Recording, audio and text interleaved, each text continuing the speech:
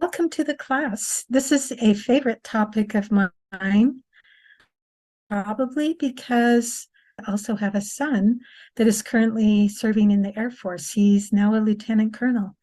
And as I've been doing family history research for about 49 years now, it always fascinates me to come up with individuals that were in the service in one branch of the military or another.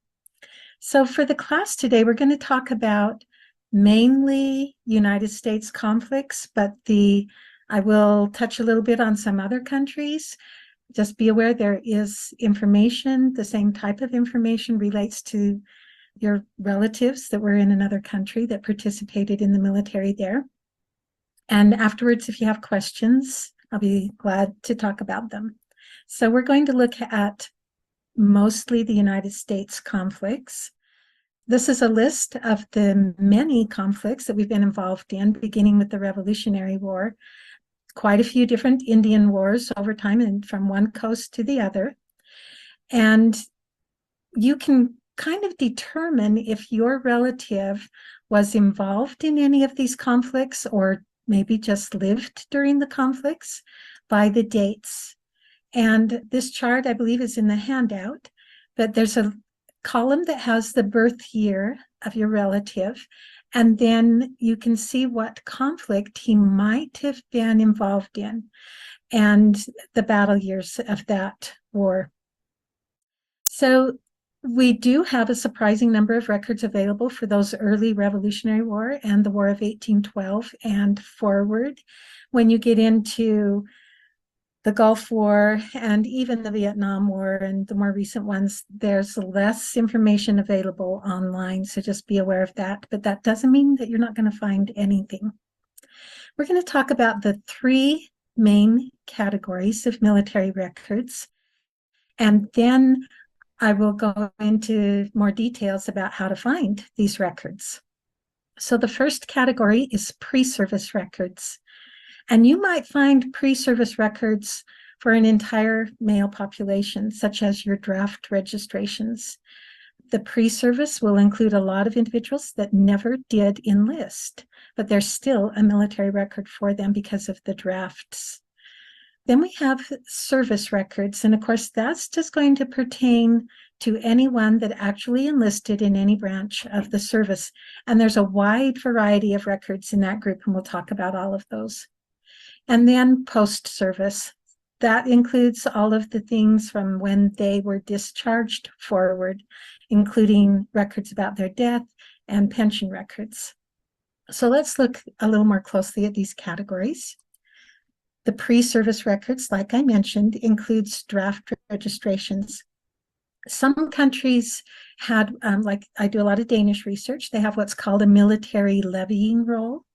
But you can find draft records for many other countries, especially, Europe. And generally, the government wanted to keep track of the men in case they needed to be called to defend their country. This is my grandfather and his draft registration. And you might think, well, if you already know everything about your relative or think that you do, why do you need that additional record? But you can see that this gives information about his father's birthplace. So if I didn't have that, that would be a great source. I can also see where he was employed at the time that he filled this out. And in completing my grandfather's history, that was an important piece of information for me. That was pretty early to be working in the automotive industry, and he was involved in that. This is a different draft registration for my great-grandfather on my mother's side, and he was an immigrant from Holland. He came with his future wife in about 1898, but did not become a citizen until about 1937. And so you can see on his World War I draft registration that he's listed as a non-citizen. He's an alien. He's citizenship is still with his birth country of Holland. This can be a wonderful source of information for any of your immigrant ancestors. You can see it gives his complete birth date. I also have his occupation, and his nearest relative is his wife, but there's his home address too. So draft registrations can be really important in providing clues for individuals, even if they did not enlist. This is one example of how a draft registration helped me to solve a little bit of a family history brick wall. My grandfather's first cousin was named Norma Nelson, and she was an only child. I was researching, trying to find out what happened to her, and found this census record. You can see it says Norma King, and her husband is Niels. Right above Niels are the parents of Norma. So I thought, I think this is my Norma. The age is right. And with a little searching, I was able to find their marriage record. Well, her husband was born in Norway. I have from the census that he immigrated about 1908, but that's about all I knew about him besides his age. A little searching, and it was pretty easy to find his draft registration, which gave me his exact date of birth and place of birth. And then I could take the information from that and find more records about his family. This is my father's draft registration. So he did enlist in the Army in World War II. But again, I like to have these documents that verify the information that you already have and also support what you've got. I love the little tidbits of information, such as where he was working at the time he filled out this draft registration. Here's another draft registration that helped us to solve a mystery. This is the card for Joseph Rastus Nielsen, who was the son of Rasmus Nielsen, my husband's great-great-grandfather. Well, when the manifesto came out, Rasmus, who had 3 living wives at the time, did not want to divorce any of his wives, and he just kind of disappeared, and we didn't know where he had gone. We did not have records of a death for him or what happened. But when I found his son's draft registration, you can see the son was living in Twin Falls, Idaho, and it says his nearest relative is Rasmus Nielsen in Pocatello. Well, that's his dad.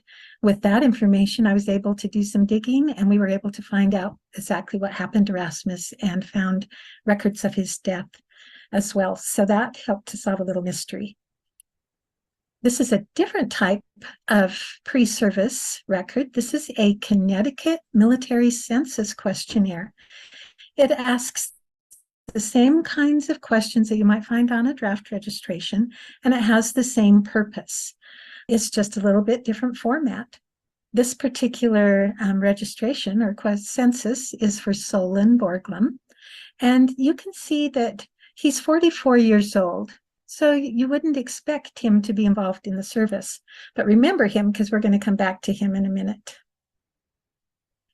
You can even find draft registrations for as early as the Civil War. This is one on Ancestry.com, and you can see that there's quite a good bit of information about each of the men on this particular record.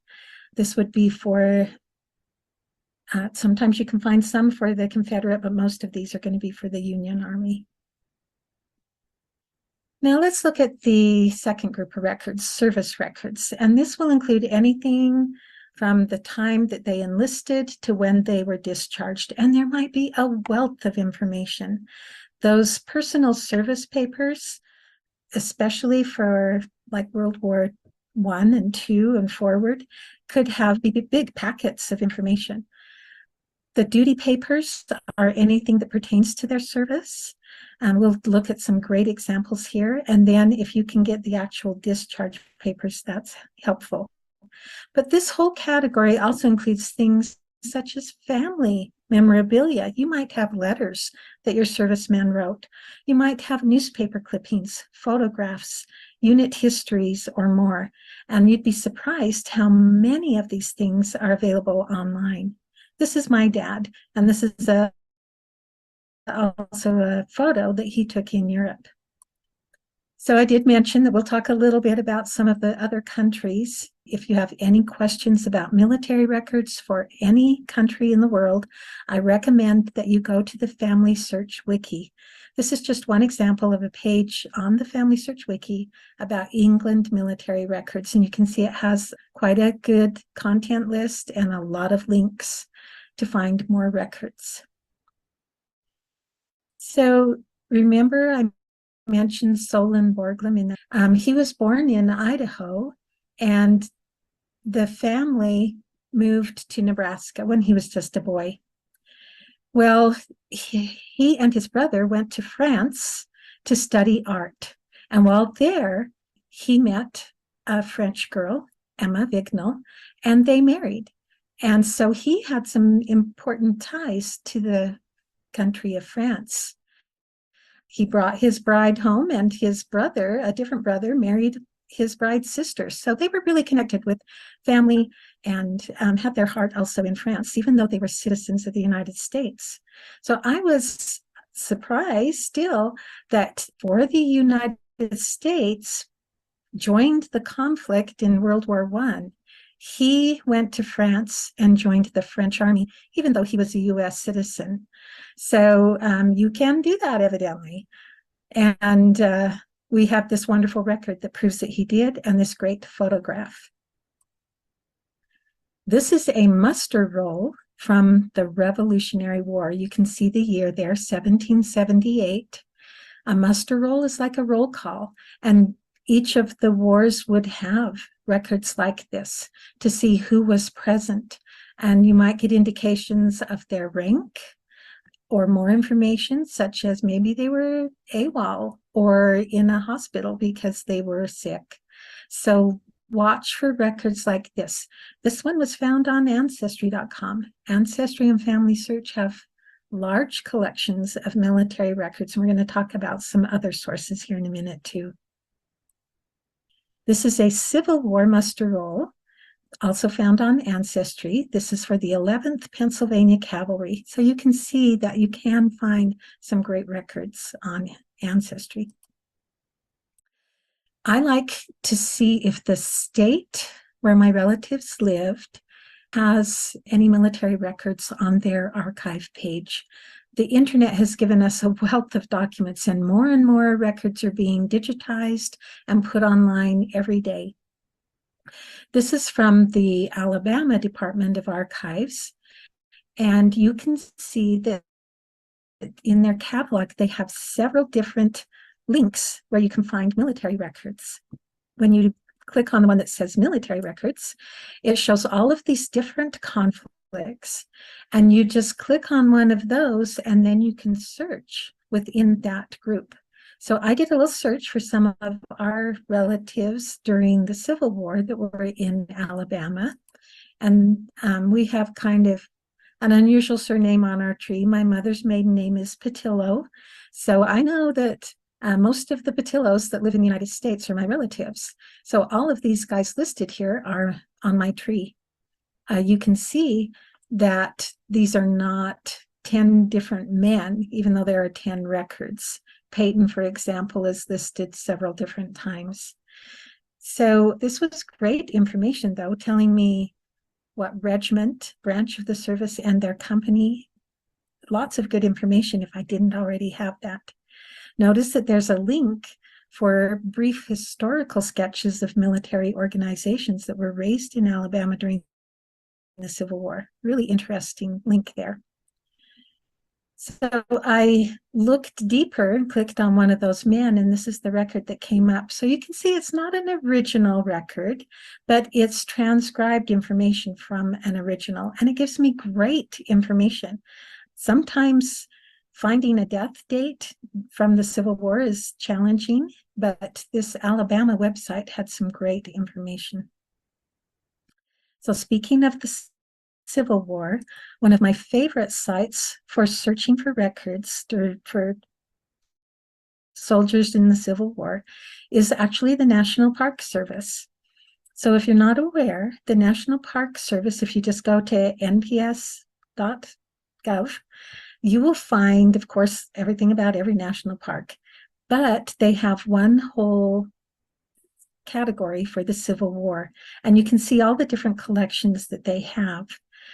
When I go to this page, I like to go to the one that says people, and it has links to learn so much more. You can learn about all of the places, the cemeteries, the monuments, and more.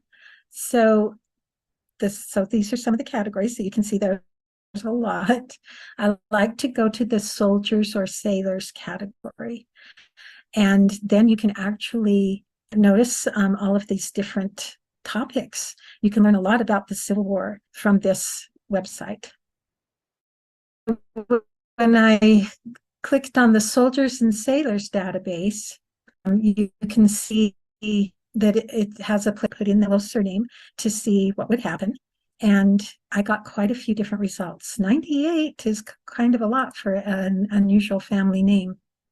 I'm going to interrupt because I had a question that someone asked if this is only based on American military records, but it's not exclusive. And a lot of the things that I'm going to tell you about searching records will pertain to the other countries because I have, ancestors in other countries as well. So follow the same strategies and use the Family Search Wiki to help you to find some of these resources as well. I'll show you some slides from some of the other countries too. But here on this National Park database, you can see it came up with quite a few different men, and it tells me what regiment and so forth that they were in. This is from Ancestry.com. They have a wonderful collection, World War II hospital admission card files. So this would be for U.S. servicemen that were listed during World War II, and if they had to go to a hospital for any reason, that's in this particular collection of records, and are really interesting. A great feature of this is down at the bottom, you can see the service number. That service number can help you to find more records as well. Knowing what group they were in, what company, who their leaders were, anything like that can help you to find more information about your relative. I recommend that you try doing a Google search for more information. So remember when we were looking at Alabama, there were several records for Payson Patillo, who was in the 44th Alabama Infantry Regiment. So I just did a Google search and it came up with a lot of different results from the Wikipedia to Family Search and a lot of other sites. I feel like sometimes it's important to do a little bit deeper research to learn about their battalion. Where were they fighting? What was the history of the unit that individual was involved in?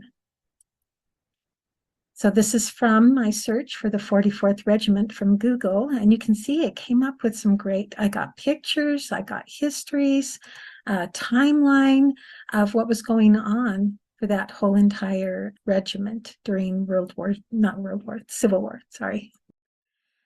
So in also doing a Google search, of course, that works for any military service from other countries as well. And there are a lot of great databases out there. Especially, I've worked with the English databases and Australia and Canada, of course, my Danish, but there are a lot of records out there. So along with doing a Google search, try doing a Google image search and see what kind of images that come up, and then go to the website where the image is found and see if that can help you to learn more information as well. So when I was doing my father's history about the war, I interviewed him. So I had about 9 hours of interview on tape, and I used that with other information to compile his history. But just doing a Google search for pictures, you can see a lot of these are all from the same website, the 817th Tank Destroyer Battalion, which my dad was a part of. And that website has a lot of wonderful information, including a complete unit history. So from day one, where were they and where were they going and what was involved? So this is several years worth of history online. Many of the different battalions and organizations will have a website, and you need to check it out. Just do a Google search and see if you can find one. And you'd be surprised sometimes what you'll find. This website also had a list of the people and a lot of memorials on it. They also had photos of the companies. There were 3 different companies in this battalion, and you can see there were great big panoramic pictures. And I was all excited when I saw that and zoomed in and thought, surely I can find my dad. And he was right on the front row. So I was excited to find that picture. The news article that was on this website was also supported what my dad said about going to lots of different training camps and even going to North Dakota to help harvest wheat before they went overseas. And that was all verified from that article. I also recommend that you try searching Google Books and the digital library on Family Search, of course, your university libraries. You might find books that tell about the battle that your relative was in, but also might mention your relative. These are just a few examples from a search in Google Books for Alabama in the Civil War. Look and see if the book that you find is one that you can read and read online. Some of them just give you a preview. Some of the books on Family Search books, you have to actually be at the library. It might say private instead of public. So look and see what if it's something that you can just read online. And the books that you find are searchable through optical character recognition. So that's really helpful. So we'll respond to some of the chats here and towards the end. This is just a content page from one of the books that I found online through Google Books, and you can see you might find a wealth of information about the Union Army, from Alabama. I just kind of assumed, I guess, everybody was going to be a Confederate, but it helps to know the history of the unit that your individual was involved in. All right, let's talk a little bit about Fold 3. This is a favorite website of mine. It is a premium website. It is owned by Ancestry. The title for the page, for the webpage, is Fold 3, and it comes from the 3rd fold of the flag. So, if you're at a cemetery and they're doing a memorial for a veteran and they fold the flag, that each fold of the flag represents something different. And the 3rd fold is in honor and remembrance of the veteran being commemorated. So that's what that came from. You can see all of the many different conflicts that this website has information for, and also the countries: Australia, Canada, New Zealand, the United Kingdom, as well as the United States. There is a lot of information on this website. Even though it's a premium site, you can access it free at any Family Search Center. So take some time and go to a center or try out. I think they offer a 1-week free trial. You could try it out. You could be surprised what you can do in a week if you really are determined. So this site is easy to use. They have records not exclusively military. They do have other records as well, such as city directories and census records and others. But their main focus is the military records. And they do have some introductory videos that you can watch for how to best use their website, because of course they want you to come back and use it often. I use Fold 3 a lot. I have a subscription, because I do a lot of family history research. But here are just a couple of little examples of what you might find. These are records for 2 different men named James Patillo. And this cover page, you can see what the following pages have, because it might be just like a cover page. This is information that's transcribed from other records. I've seen some individuals that had as many as 60 pages. They're not all like this, and I'll show you some other examples here. But it's pretty easy to search the database and narrow it down to what conflict you're maybe looking at or what region in the world. This is one record that I found on Fold 3. I was just doing a very broad search for men named James Patillo. There were several of them. And I was a little surprised when I saw this letter. This was written by an attorney or a representative for James Patillo information about his 14-year-old son that was in service, and even tells what company he was in. And this is during the Mexican War. So 1848. This was a great find because the only other record I had that there was a son was an assumption from the 1840 census that lists, how many males and females of certain ages are there. So this not only gave me the name of the son, but when he was born, and with just a little bit of, now that I knew what company he was in, I could search that company and found a list of those that had died. And he did die he was sick. I think it was dysentery. So this was a wonderful find and an unexpected little treasure. I was researching another family and couldn't find much information about Thomas Cureton Patillo, but he was just the right age for the Civil War when I got a little record hint from Family Search that said he served in the Georgia 7th Infantry. That's all it said. He was in the Civil War in the Confederate Army. So I used that information, went to Fold 3, and found 48 of these little documents, 48 pages. And at the time, they were not in chronological order. I just had to read through them all pretty carefully and see what I could learn. I learned a lot about him, that he, from the day he enlisted and where, to the times he was wounded and what hospitals he was at. He was captured once and then traded, and he was furloughed and eventually went back into service.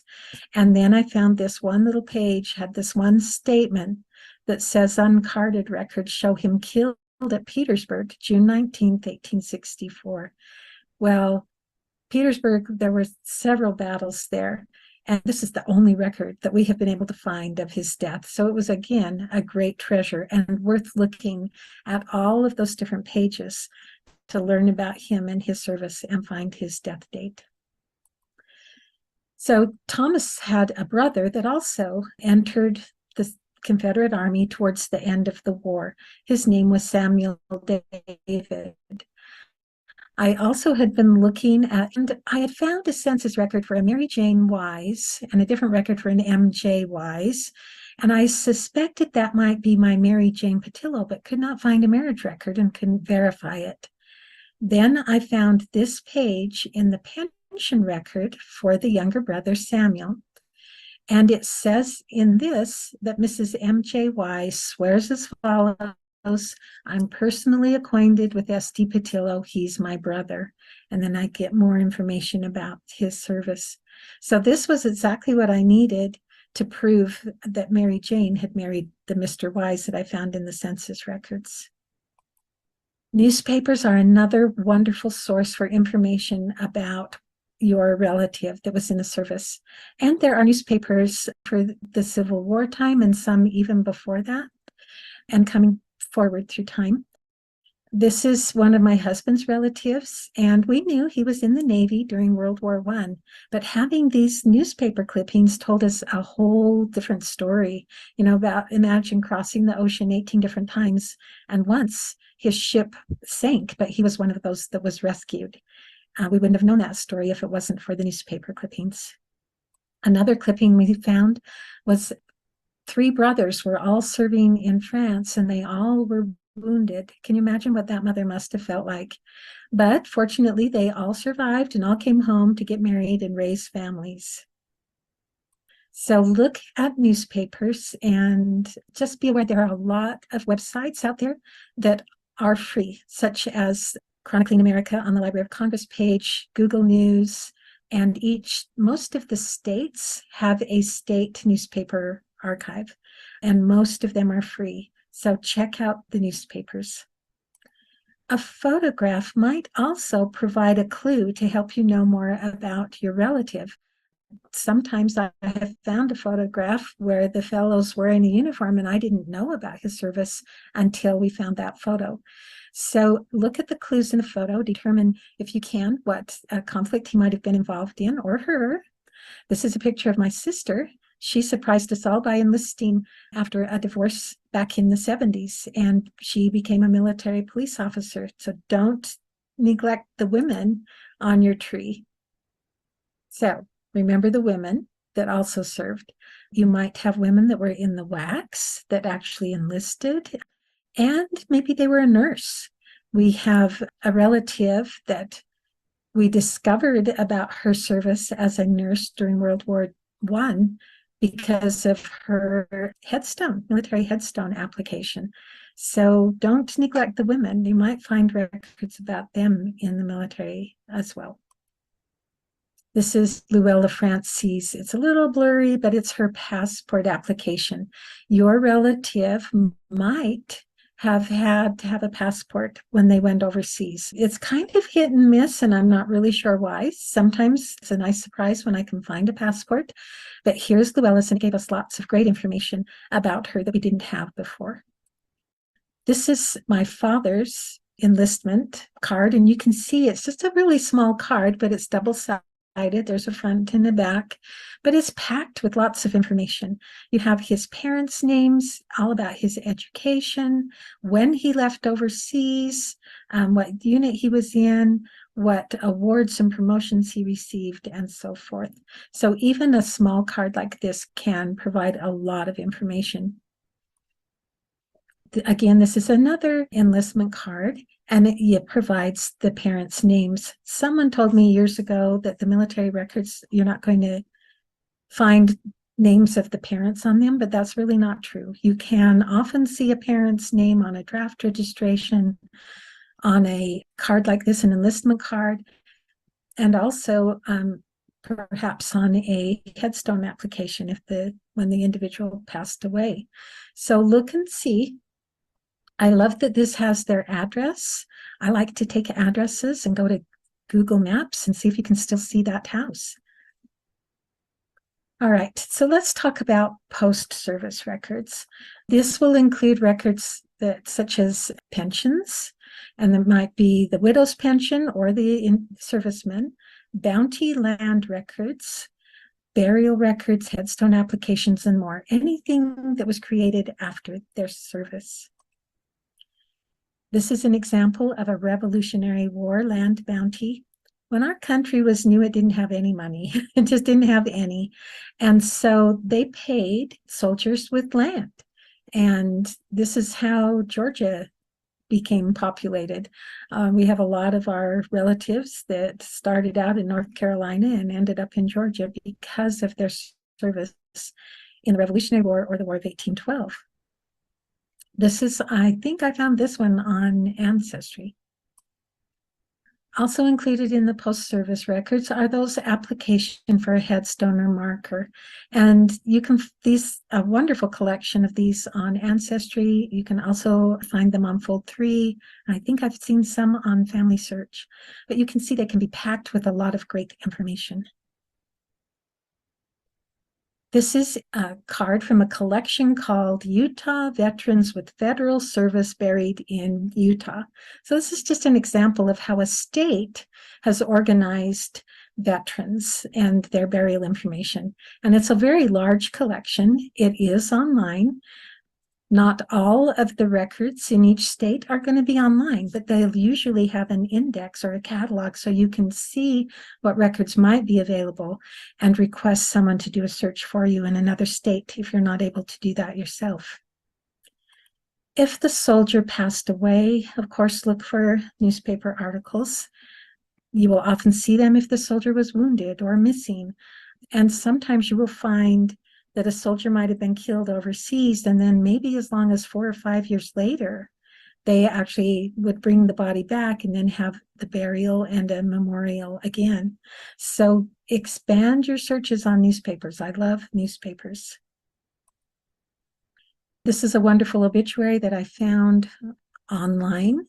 Just Googled the name of this newspaper, the Southern Christian Advocate, and discovered that there is a Georgia historic newspaper site, but a few years of this newspaper are also available on the Florida University website. So sometimes just doing a Google search and playing around will help you to find that little bit of information you've been hunting for. This is a page from the Utah Department of Archives. So this is their online webpage. I just did a search for military listings, and it had a huge long list of boxes, and each box contained folders. You can see just what's showing, anywhere from 1 to 9 folders, and the list is long, just went on and on. Some of them were very specific and very detailed. There was one box that was labeled graduates from South High School, that were veterans or that were killed during the war. So look and see if the state where your ancestor lived has information online about their military men. A lot of these were available online. You would click on the different box or folder information, and then it would tell you if it was available online or if you had to actually go or request the content. This is just one page that I found. It's Utah Army Boys Killed in World War II. That was the title. And this is my mother's cousin, Moroni Westbrook. But it gives great information. I've got the address. I can see that his father predeceased him. The notes over on the right are actually references to the newspapers where he's mentioned.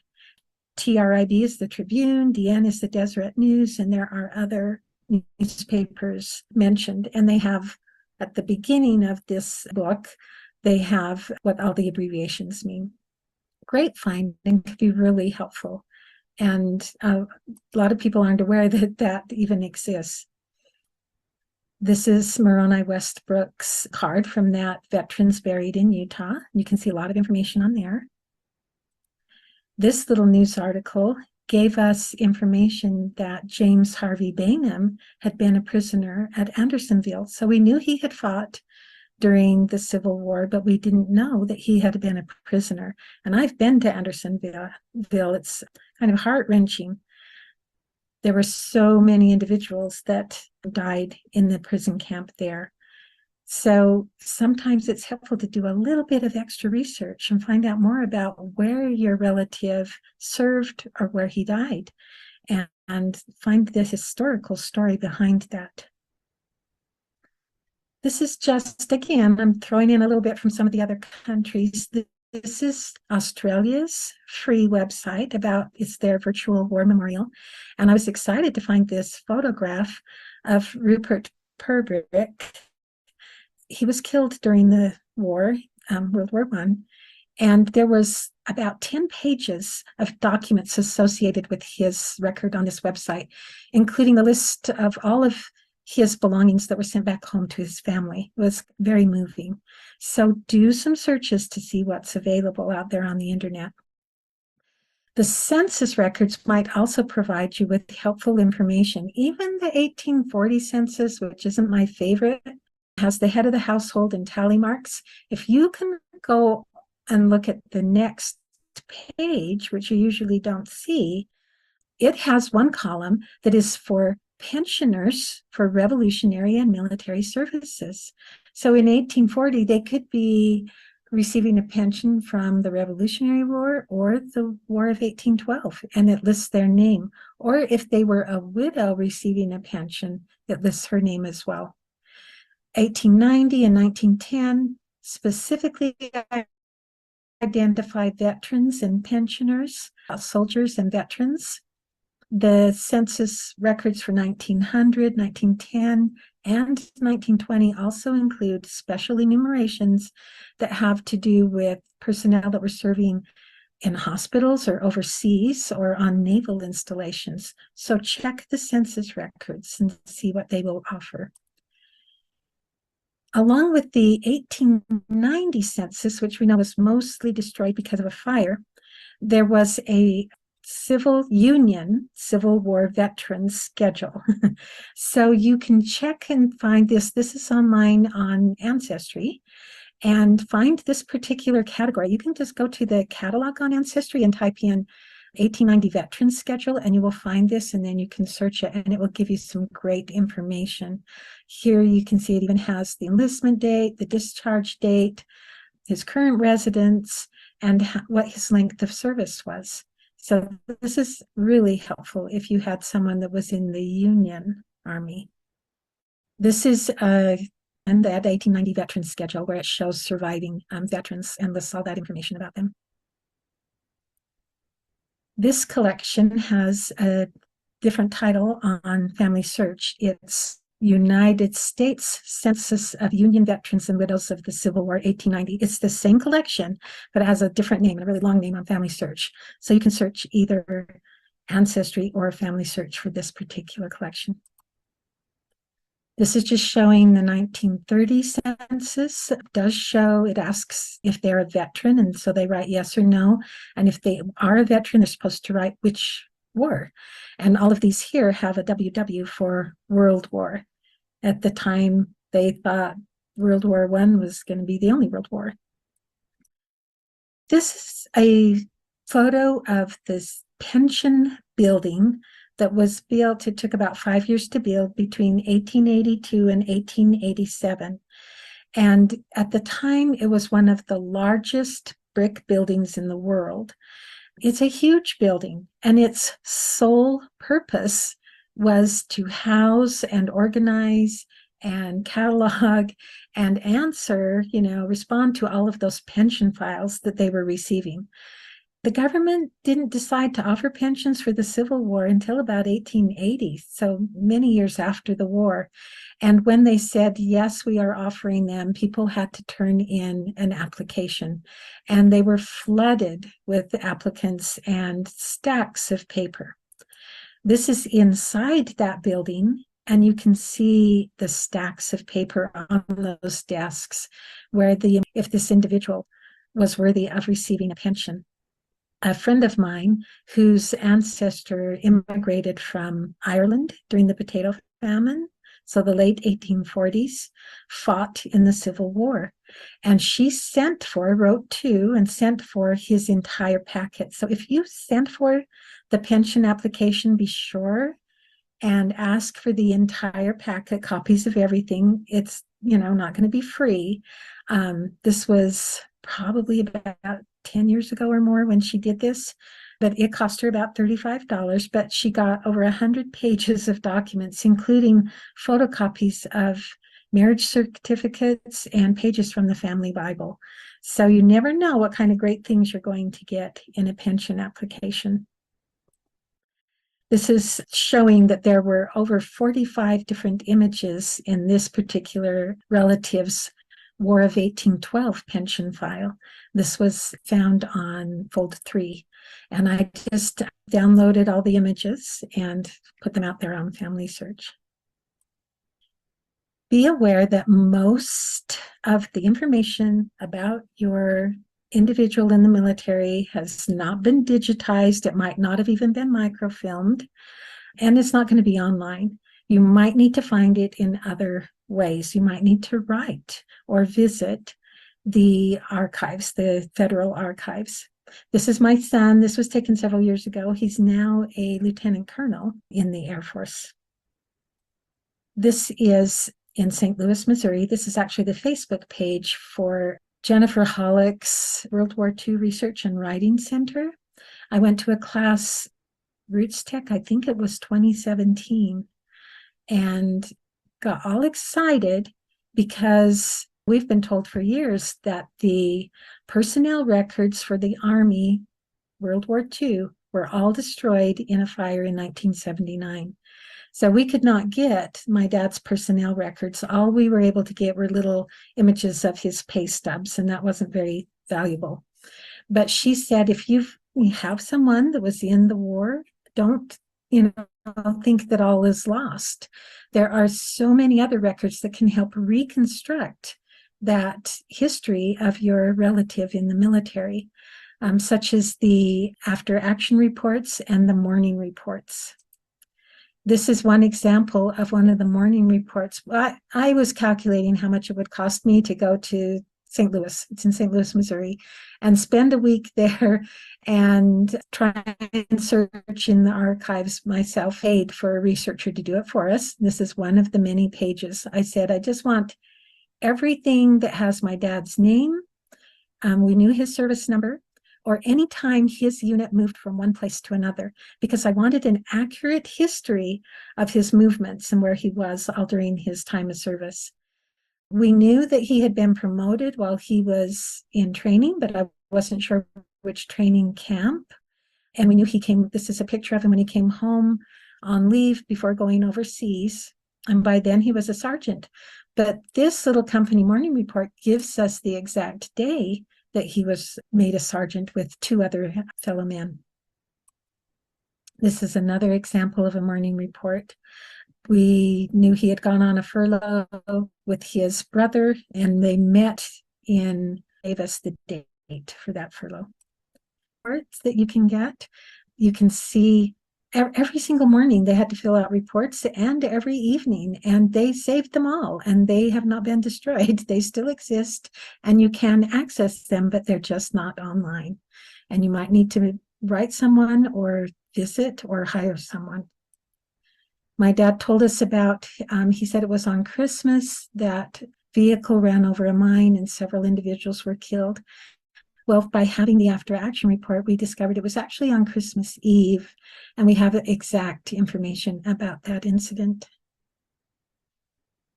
These after action reports even told how many rounds were fired and what the enemy was doing. So lots of details in these reports. I recommend that you also try a YouTube search. So you might not have thought of that. And sometimes when you do a Google search, a YouTube item will come up. But I recommend that you try going to YouTube. I have seen wonderful videos about things pertaining to other wars, not just like the World War I and World War II. Some historical things, but we discovered that there were reunions going on, that they had recorded the reunions for that tank destroyer battalion that my dad was in. He was never able to attend any of those reunions, but it's nice to watch those. We also discovered this little YouTube video that has the tank destroyer men's song recorded, and those are fun things to be able to access today. The internet's amazing, isn't it? And just a few more examples. And these are all just from doing a little research on the tank destroyer battalions. So imagine what you might find. Again, I recommend going to the Family Search Wiki. There are so many pages that have something to do with military records. You might try other terms as well, but just by using the word military records, it came up with over 21,000 results. There are over 100,000 pages on the wiki. So there are a lot that have something about military records, and it's really worthwhile to go to the wiki and see what you can find.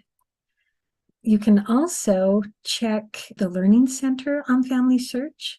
There are a few really helpful videos that are specific about different conflicts, such as the War of 1812 and the Civil War. And again, throwing in a little bit from a foreign country, this is a great class on Norwegian military records. I know there's one on the Danish military levying rolls.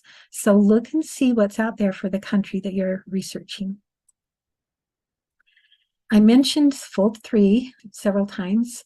You can go to their training tutorials with a free membership. So you can enroll and get a basic Fold 3 free membership. And once you do that, it's just, developing a login. Then you have full access to all their free stuff, which there's quite a bit, but also you can see their training videos. And it's under help. And you can see they have a lot of really helpful things there that might benefit your studies. I showed a page with information from Rupert Purbrick. I ended up with 74 different pages of information about him that was found on Fold 3. And then also there was that Australian website that had things. So search lots of different web databases and see what you can find. They might have similar or the same, but they might have one or two or more items that are different. These are a couple of the items that I found about him. You can see his service record, a physical description. This is his list of personal effects, just a list of everything that he had that was sent back home to his family. Kind of sad. Don't forget the government archives. The website is archives.gov, and you can go /research military and search by branch or more. Look at the information that is online through the government website. The National Archives holds federal military service records from the Revolutionary War to 1912 in the National Archives in Washington, D.C.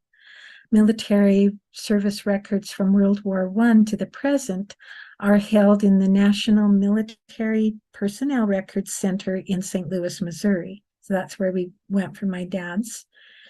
The post-World War I regimental and unit records are primarily held at the National Archives in College Park, Maryland. So just be aware they're not all in the same location, and you might need to narrow that down. This is the page from archives.gov, the National Archives, and this is where you can search military records here. There's wonderful databases such as Civil War soldiers buried in Mexico and more. So a lot of categories that maybe you haven't even thought of that you should check.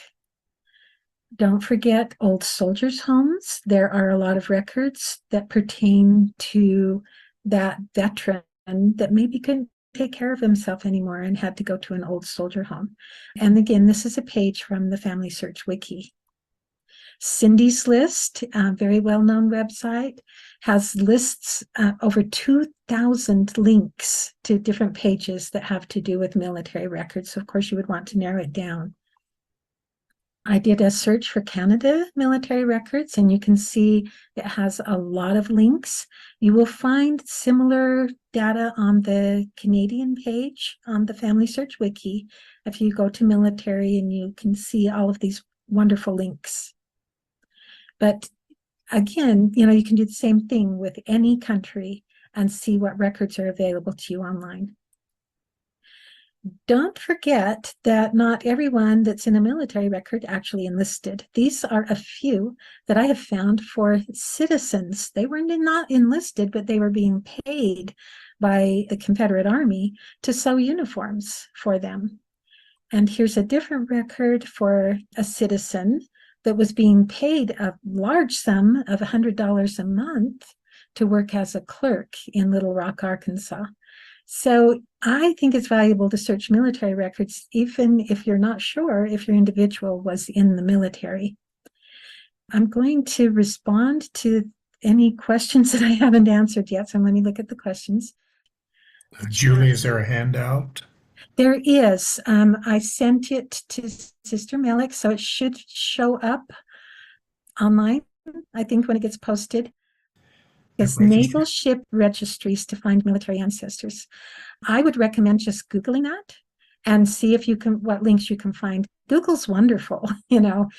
We have several that were in the Navy, and World War II Navy personnel records were not destroyed like the Army records were, if I remember right. So there's a good chance that if it was World War II or even World War I, that you should be able to find some of those.